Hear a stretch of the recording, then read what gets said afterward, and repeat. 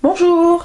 Cette fois, je vous propose de réaliser un petit col en pose façon biais, comme Octobre le préconise dans ses magazines. En l'occurrence, il s'agit d'un modèle de t-shirt Octobre issu du 3 2012 pour une petite fille. Donc le but va être de réaliser la même chose qu'ici, hein. Et donc du coup façon biais mais en trois épaisseurs et non quatre. Donc pour cela on a besoin donc de mesurer notre encolure. Cette mesure qu'on va multiplier par 0,7 ou 0,8 en fonction de l'élasticité du tissu utilisé pour réaliser cette partie. Personnellement j'ai fait 0,7 puisque c'est un petit bord-côte très très fin. Et qu'il faut bien l'étendre pour qu'il reprenne sa forme et qu'il soit élastique, sans qu'il soit trop lâche. Donc, pour cela, on va également fermer comme ceci notre bande hein, dans la largeur pour avoir un cercle. Donc ça, on peut le réaliser à la surjeteuse ou bien à la machine à coudre avec un point élastique.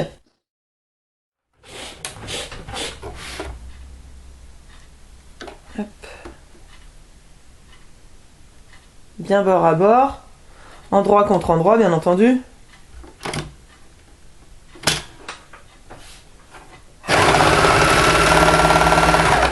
Voilà. Donc,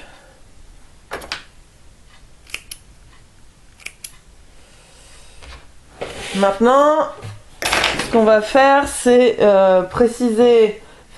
découvrir en fait le milieu dos et le milieu devant pour pouvoir ajuster notre bord-côte et le mettre un peu partout, on va dire.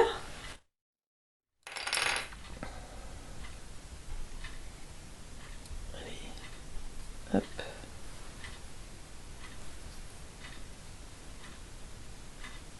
Voilà.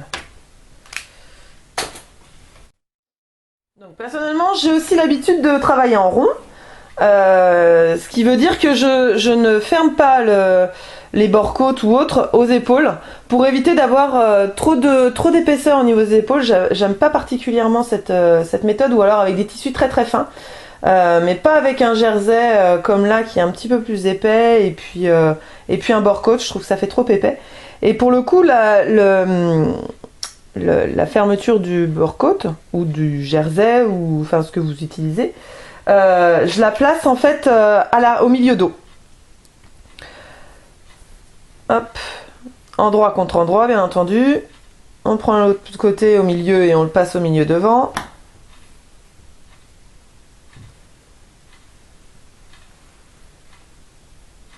On aligne les milieux et on positionne.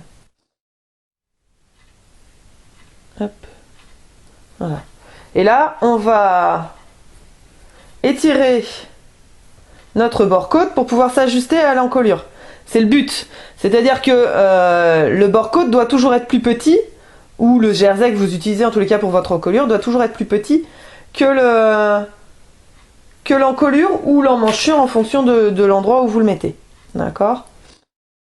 Donc il faut bien étirer le bord-côte ou le jersey, mais pas l'encolure du t-shirt ou de la tunique que vous faites. Sans ça, ça va bâiller. Et on répartit correctement.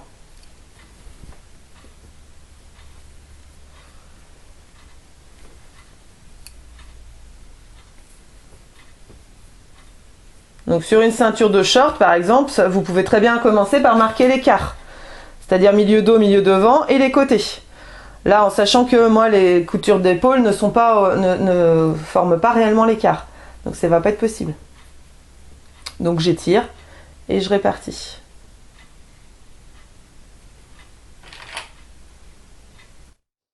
Voilà. Ça me donne ça pour l'instant. D'accord ? Et on va venir le coudre soit à la machine à coudre avec un point élastique, soit à la surjeteuse en 4 fils.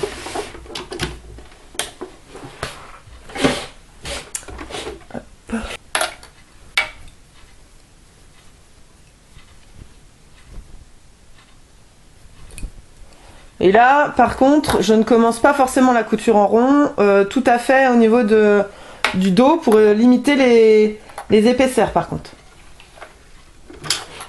Donc là, même principe, ajustez bien votre différentiel de telle sorte que ça n'étire pas votre encolure. Et n'étirez pas votre encolure, vous étirez simplement de telle sorte que votre bord-côte s'adapte à votre encolure, c'est tout.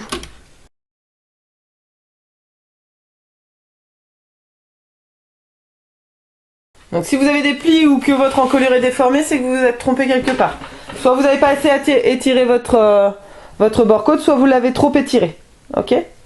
Donc là on a la première partie. La deuxième partie va consister à replier le bord-côte, ou enfin le jersey en tous les cas, votre bande, de telle sorte à faire comme un biais. Sauf que un biais, vous allez avoir tendance à faire comme ça, d'accord, à replier et à nouveau replier.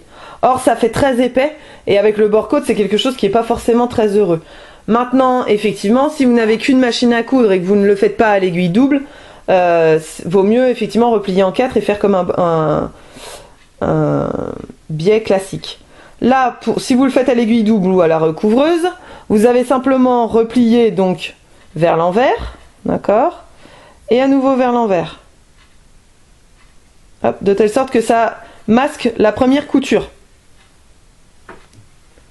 Voilà, ok, comme ça. Juste que ça marque, que ça puisse masquer la première couture. Donc là, la même chose que tout à l'heure, c'est-à-dire qu'il ne va pas falloir étirer l'encolure, seulement la bande. Puisqu'on l'a ajusté tout à l'heure sur ce côté-ci, mais il va falloir également l'ajuster de ce côté-ci. Donc, hop. Là, ce sera peut-être plus visible. Là, on prend bien simplement pour recouvrir la couture. D'accord? Hop. Et du coup, ici, ça fait comme un biais. Et d'ailleurs, toutes ces encolures-là, en règle générale, il n'y a même pas besoin de marge de couture, pour le coup. Souvent, elles sont... on rajoute rien à ce niveau-là. Pour ces encolures-là ou pour ces parties où on met du bord-côte façon biais. Donc vous remarquerez que moi je ne fais pas tout le tour. Je prends les milieux, dos et devant, et je refais à peu près au quart après. Ou encolure, ou les épaules, mais du coup je reviens entre deux à chaque fois. Et je passe d'un côté et de l'autre. Justement pour pouvoir permettre d'égaliser et d'étirer correctement mon bord-côte sans pour autant tout placer du même côté. Et que ce soit étiré d'un côté et pas de l'autre. Voilà. Hop. Voilà. Ça va nous donner ça au final, d'accord ? Maintenant, le principe va être relativement simple mais délicat. Ça va être de prendre avec l'aiguille double l'aiguille double de la recouvreuse ou de la machine à coudre, puisque j'ai deux aiguilles sur la recouvreuse, de prendre, tout comme un ourlet classique en définitive, de venir couvrir le bord de ce tissu, de l'intérieur, tout en ayant nos deux coutures sur le bord-côte ici. Ok ? Et d'être à peu près régulier. Bon là, moi j'ai un bord-côte qui est très très fin et très fuyant. Donc qui fait que c'est un petit peu plus complexe.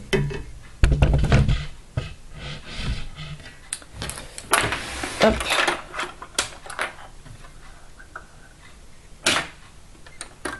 Et encore une fois, quand vous allez coudre, ne venez surtout pas étirer votre encolure. Vous n'étirez que la bande du dessus, juste ajuster.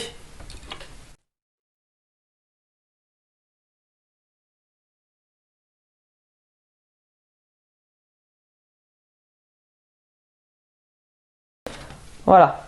Sinon, tout le reste, vous l'avez là. Ok. Tac. Vous avez le bord-côte. Voilà. Donc, j'espère que pour cette méthode-ci, ça vous aura aidé. Je vous souhaite une très bonne couture.